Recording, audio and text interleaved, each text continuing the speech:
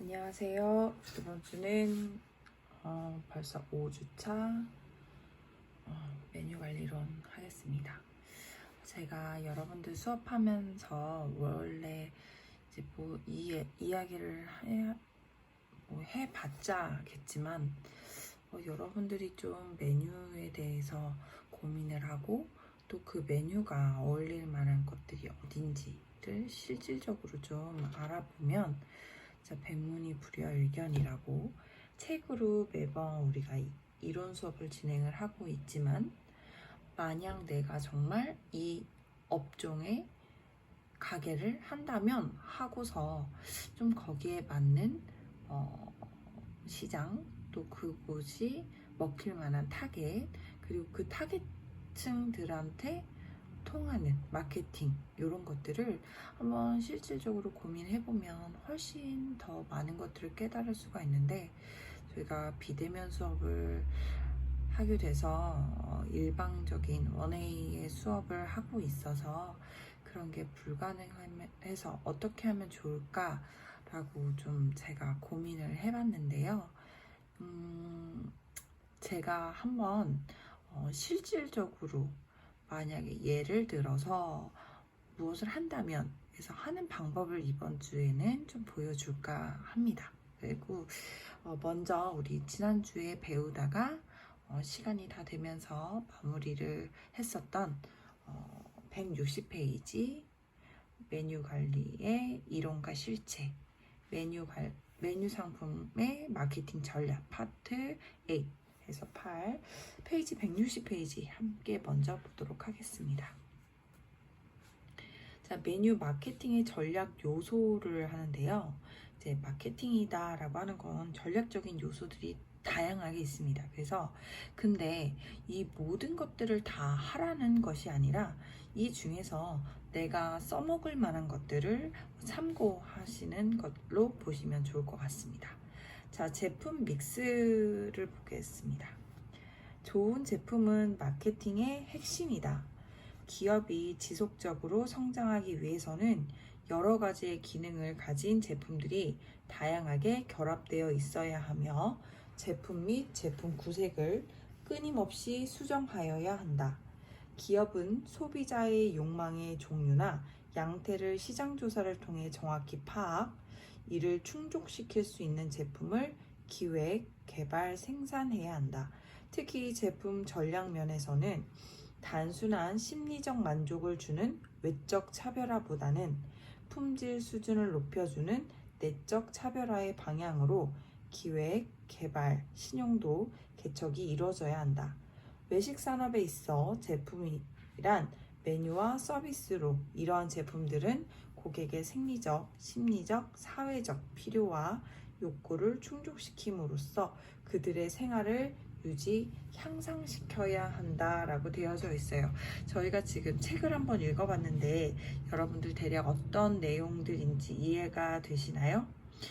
이 책이 솔직히 조금 우리는 외식 쪽 공부하는데 이해가 조금 안 될 만한 내용들이 왜 있냐면 사실 이 마케팅이다 라고 하는 이론은 외식 쪽에 있는 것이 새롭게 만들어졌다기보다는 뭐 기업 전략 또 경영 마케팅 이런 기존에 있었던 마케팅 경영 학문에 대해서 조금 더 외식 쪽과 접목시켜서 봤기 때문에 이 책들 같은 경우에는 뭐 기업이다 이렇게 의미를 내용을 써놨기 때문에 여러분들이 조금 확 느낌이 안 올 수도 있어요. 조금 더 쉽게 설명을 해볼까 합니다. 제품의 믹스다. 가장 쉽게 설명한다면 제가요 오늘 제가 좀 경기대학교에서 프로젝트를 하는 일을 오늘 참여를 하고 왔는데 제가 카페에서 이제 그 학생들한테 바리스타에 대한 수업을 진행을 했는데요. 거기 사장님이 한 말씀이에요. 본인은 커피에 자신이 있어서 커피에 올인을 하고 있는 중이지만 요새 카페를 찾는 고객들의 경우 커피만 마시기보다는 커피와 디저트 종류들을 함께 찾기 때문에 디저트에 대한 구비가 갖춰져 있지 않은 본인으로서는 많은 고객들을 잃고 가야 하는 거를 감수해낼 수밖에 없었다라고 이야기를 하시는 거예요. 지금 여기서 보시게 되면은 제품 믹스라고 되어져 있는데요. 예를 들어서 좀 전에 설명한 것과 같이 커피 제품을 판매할 때는 예전에는 커피 메뉴들만 구성해도 됐었습니다. 왜냐하면 커피 전문점은 커피를 마시기 위해서 방문 목적이 있기 때문에 고객에게 커피에 대한 만족감만 충족시켜주면 됐었는데요.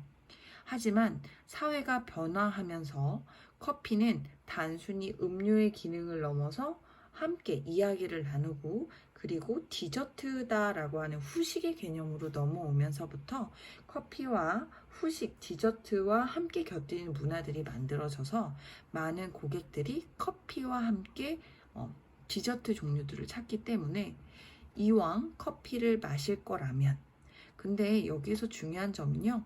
커피가 맛이 없고 그리고 디저트 종류들이 좋은 카페를 이야기하는 것이 아니라 기본 커피 전문점으로서 커피의 맛도 훌륭하고 그리고 그리고 디저트도 함께 즐길 수 있을 함께 먹기 좋은 퀄리티가 갖춰져 있는 가게를 기업들을 찾는다라는 거죠.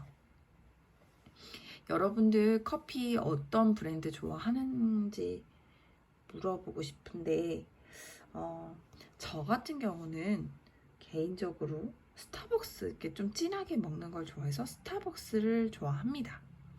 근데 제가 지난 초반에도 이야기한 적이 있었을 거예요. 저는 거기에서 어떤 만남을 한다라든지 약속을 한다라든지 아니면 그러면 스타벅스에서 먹지만 그냥 아니면 그냥 테이크아웃 전문점 저렴한 곳도 많이 즐겨 먹습니다. 설명했던 거 기억나죠? 제가 오늘 물어볼 거는 저는 커피를 마신다. 커피를 마시는 걸 먹고 싶다라는 생각이 주 목적이면 스타벅스를 방문을 하고요. 케이크 종류가 조금 오늘은 주로 먹고 싶다 하면은 투썸 플레이스를 갑니다. 저 말고도 많은 여성분들이 저와 비슷한 선택지를 선택한다고 합니다. 자, 커피 전문점은 이제 다양한 고객들이 원하는 상호작용을 할 수 있는 제품의 구성원들이 갖춰져서 고객들의 선택할 때 조금 더 호응을 유도시킬 수 있는 그러니까 맨 마지막에 보시게 되면은 사회적 필요와 욕구를 충족시킴으로써 그들의 생활을 향상시켜야 한다. 그러니까 고객들이 원하는 바가 무엇인지를 파악을 하고 그리고 내가 판매하려고 하는 곳을 어떤 타깃층을 잡고 하는지 그리고 그 타겟층에서는 어떤 제품들을 소비하기를 원하는지를 통해서 제품을 믹스한다. 메뉴를 구성해야 된다. 이렇게 말을 살짝 바꿀 수 있을 것 같습니다. 자, 두 번째는 가격 미스입니다. 자, 가격은 고객을 유치하는 데 있어서 매우 중요한 역할을 한다. 따라서 기업에서는 가격 전략을 개발할 때 수요를 고려해야 하고 생산과 마케팅, 관리 비용, 경쟁의 영향, 서비스 품질에 대한 고객의 지각 등을 고려해야 한다. 가격은 경비의 비용을 보상해주고 이익을 창출해주는 기능을 갖고 있으며 가격 정책은 판매 촉진의 한 수단이기도 하다. 이러한 가격 요소로는 표준 가격, 할인 가격, 지불 기간 연장 이외에도 고객이 인식한 가치, 타사와의 차별화 등의 요소가 포함된다 라고 했습니다.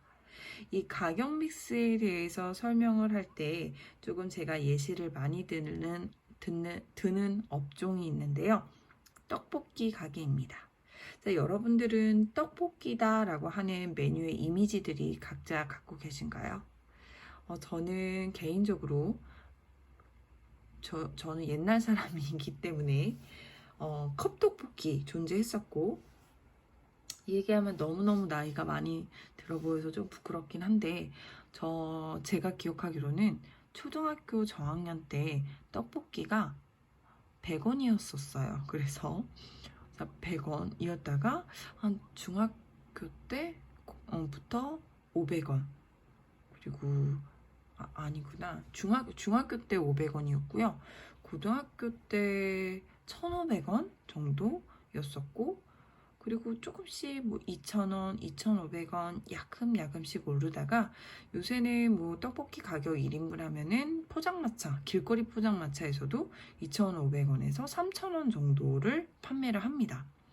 자, 떡볶이를 판매하는 다양한 업종들이 있는데, 뭐 최초에 좀 우리나라의 떡볶이 프랜차이즈로 성공적이었던 거는 아딸이었는데 요새는 많이 보기 힘들어진 것 같아요. 그래서 아딸 예전에는 많았는데 지금 없어졌고요. 뭐 지금 존재하는 거 조스 떡볶이도 한때 굉장히 센세이션한 떡볶이 프랜차이즈점이었어요. 조스 떡볶이가 1인분에 2,500원이죠. 그리고 제가 그 다음에 매운맛들을 고객들이 점점점 원하다 보니까 등장한 신전 떡볶이가 있었어요. 자, 지금 말하는 일반적인 떡볶이 가게, 뭐 신전 떡볶이, 뭐 조스 떡볶이 이런 떡볶이 초창기의 프랜차이즈점이 등장을 할 때에는 떡볶이 가격이 기존의 포장마차, 그러니까 고객들이 생각하고 있는 떡볶이의 가격의 기준에 맞춰서, 하지만 우리 가게는 조금 더 차별화되고 깨끗하고 뭐 그런 이미지들로 국대 떡볶이도 있었죠. 그렇게 해서 만들어졌었어요. 그러다가 후발주자로 이제 미친 업종이 하나 등장하죠. 동대문 엽기 떡볶이가 등장합니다. 그러니까 요새 이런 말 하잖아요. 요새 중학생들한테 엄마 떡볶이 먹게 10,000원만 줘라고 이야기를 한다고 해요. 그래서 이렇게 떡볶이에 대한 가치를 급격히 상승시킨 브랜드가 엽떡이었죠. 근데 엽떡은 기존의 떡볶이와는 차별화를 분명히 뒀었습니다. 예전에는 떡볶이에는 떡과 오뎅, 파, 토핑만 한정이 되어 있었다면 엽기 떡볶이 같은 경우에는 비엔나 소세지나 메추리알이나 그러니까 추가적으로 구매해서 옵션으로 선택할 수 있던 내용들을 다 선택사항이 아니고 필수사항처럼 굉장히 푸짐하게 넣는 조건으로 가격대를 올렸습니다. 이게 바로 가격 믹스에 대한 우리의 이미지를 예시를 들을 수가 있었을 것 같아요. 그래서 나의 가게가 어떤 메뉴들을 선정을 하는지를 봤을 때 나는 우리 집 가게는 그냥 떡볶이니까 한 7,000원이면 먹지 않을까? 이렇게 결정하면 안 되고요. 고객들이 떡볶이를 대략 어느 정도의 가치의 음식으로 판단하는지 보시고 기존에 존재하는 브랜드들이 판매하는 가격들도 보시고 고가가 있을 거고요. 중저가 또는 저가 이렇게까지 봤을 때 나는 어디 포지셔닝에 들어가야 되는 떡볶이 가게인지를 봐야 되겠죠. 우리 동네에 요새 그거 생겼거든요. 무슨 야구 드라마에 협찬해가지고 열정 분식소? 거기도 보면은 떡볶이가 무슨 14,000원. 응급실 떡볶이도 후발주자 나왔죠. 그래서 걔네들도 거의 14,000원 정도 해요. 자, 이렇기 때문에 나는 어느 가격의 포지셔닝에 들어가는 브랜드이면 좋을까? 이런 것들을 분석을 해야지 되는데, 그게 바로 가격 믹스 마케팅이다 라고 보시면 되겠습니다. 자, 입지 믹스 넘어가겠습니다. 플레이스 믹스인데요. 외식 산업을 입지 산업이라고 하듯이 외식업에 있어 입지 전략은 매우 중요한 요소 가운데 하나이다. 이러한 입지 선정 시 고려해야 할 요인으로는 고객 동향 조사, 기존 점포 조사, 접근 가능성, 주변 지역의 기능 파악, 주차 면적, 점유 조건 등이 있다. 저도 요새 계속해서 마케팅 공부를 진행하고 있는데요. 입지 전문가, 입지 컨설팅 전문가들이 이야기를 할 때 부동산을 요새 여러분들은 젊은 친구들이어서 부동산에 관심이 있는지 모르겠지만 솔직히 엄마 아빠가 건물이 있다 이러면 뭐 가게 하는데 큰 어려움이 없지만 어떤 우리 외식 업체에서는요 진짜 입지 싸움이거든요. 조금 전에 말하는 것처럼 가격이 또는 메뉴가 이런 것보다 가장 우선시 돼야 되는 게 어디에서 판매하는지를 조사를 해야지 되는 거예요. 그래서 그 마케팅의 입지 전문가가 이야기하기로는 상권 중에서 예전에는요, 첫 번째로는 역세권을 되게 따졌다고 해요. 왜냐하면 역세권은 지금 책에서 나온 것처럼 세 번째 줄에 있죠. 고객 동향 조사. 그러니까 동향 조사가 뭐냐면 고객의 움직임들이 어떻게 이루어지고 있느냐. 자, 역세권이기 때문에 당연시 출퇴근할 때 엄청난 인구들이 있겠죠. 근데 여기에서 동양에 사람들이 많기 때문에, 지나다니는 사람들이 많기 때문에 역세권의 상권들은 굉장히 비싸요. 근데 거기에서 비싼 상권을 주고 들어가서 그 값어치를 하면은 완전 좋죠. 그 값어치를 한다면 가격을 그만큼 주고도 훨씬 이득이 되는 장사일 수가 있겠는데, 자, 월세는 굉장히 비싼데 앞에 지나가는 사람도 되게 많은데 우리 가게로 접근하는 고객이 없는 경우를 이야기를 해줬는데, 이거 전문가가 얘기해 주니까 그 뒤로 제가 이렇게 좀 그거를 관찰을 했는데 정말 맞는 말이더라고요. 지하철역인데요. 지하철역 입구인데 거기 지하철역 입구에 나오면 서울에 가보면 이렇게 뭐라 그러지? 2번 출구, 3번 출구 이런 기둥이 있는데요. 그 기둥에 가장 근접한 가게는 유동인구는 많지만 유입 고객은 없다. 즉 왔다 갔다 하는 사람들은 많지만 가게로 들어오는 고객들은 현저히 적다. 이런 매장에 대해서 얘기를 해줬어요. 하지만 상가를 분양할 때는 오히려 완전 초역세권이라 그래서 일반적인 역세권보다 상가의 월세가 더 높은 경우가 많은데 외식업체에서는 조금 피해야 되는 그런 업태로 좀 이야기를 합니다. 자, 왜 그러냐면요. 사람들은요, 그 출구를 나오자마자 뭘 먹어야지? 이렇게 생각을 하기보단 나와서 밖에 공기를 맡고, 아, 오늘은 뭐 먹지라고 하는 생각의 텀들이 한 도보로 5분 정도가 걸린다고 합니다. 그래서 역세권 출구에서 5분 내외의 공간에 있는 게 가장 좋고요. 만약에 아파트 단지로 진입하는 경로에 있는 5분 거리, 그러니까 초역세권은 아니지만 역에서부터 떨어져서 5분 정도 거리가 오히려 굉장히 외식 고객들을 유입하기 좋은 그런 곳이다라고 얘기를 합니다.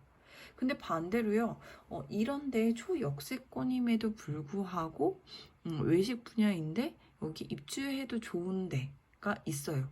어떤 데냐면 빵집입니다. 빵집 같은 경우에는 이제 나중에 여기가 좀 이따가 나올 건데 이제 그런 경우가 예외입니다.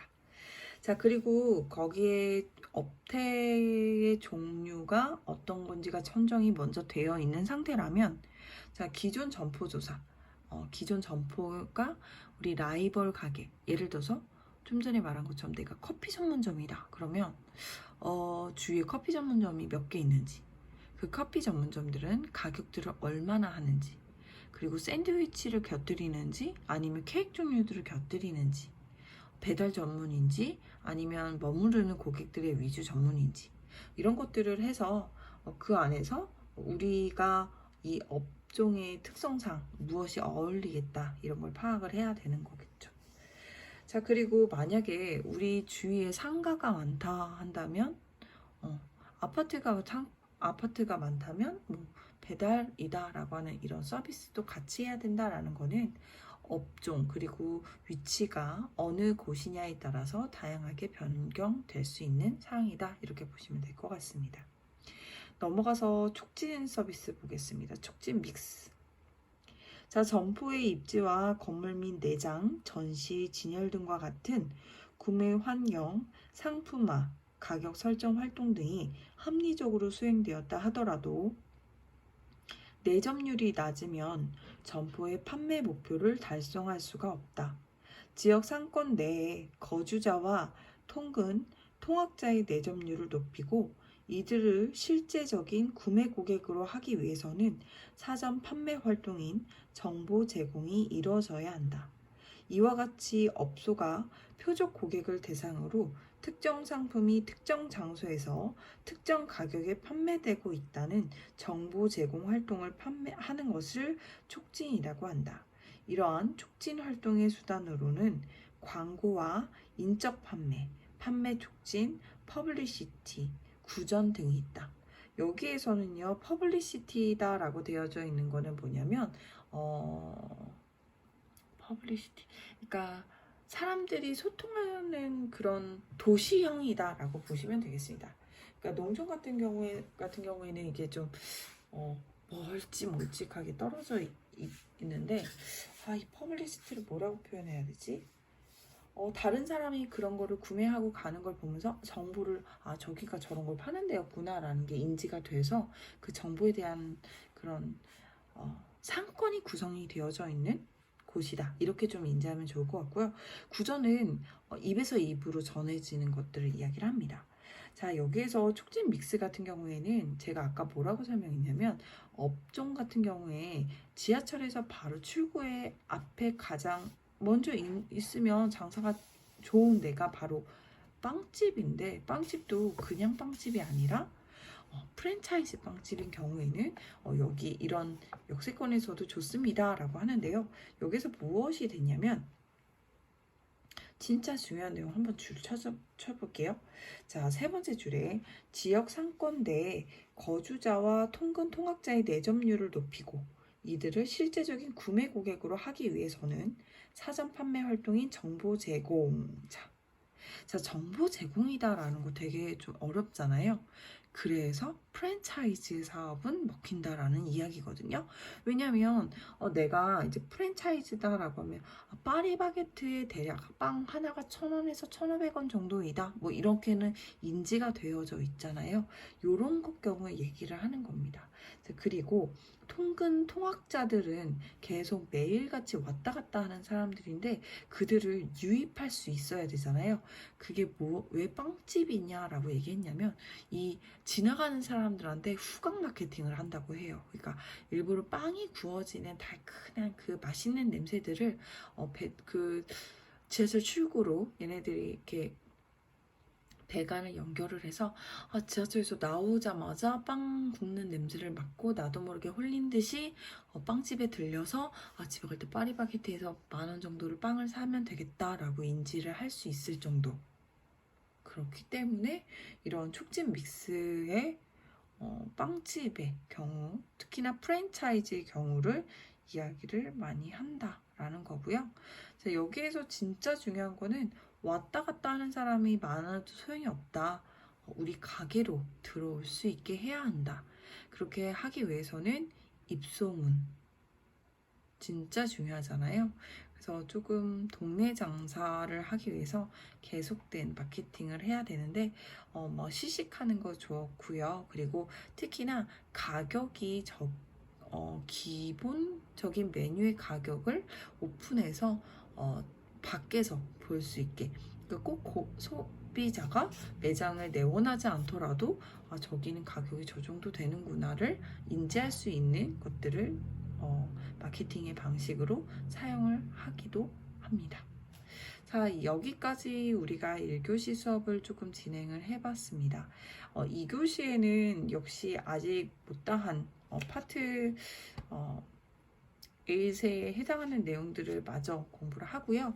그리고 2교시 후반부터 그리고 3교시에는 제가 예를 들어서 아무거나 그냥 제 꽂힌 대로 할 거예요. 그래서 왜 저 교수는 왜 맨날 무슨 커피 아니면 뭐 맨날 똑같은 것만 해 라고 하는데 지금 제가 말하는 메뉴들 같은 경우에는 외식 시장에서 블루오션이라고 하는 정도 아직 좀 레드오션이 아니라 블루오션으로 남아져 있어서 창업하는 분들이 많이 관심을 갖고 있는 것들 위주로 이야기를 하다 보니까 그렇다라는 거 참고해 주시고요.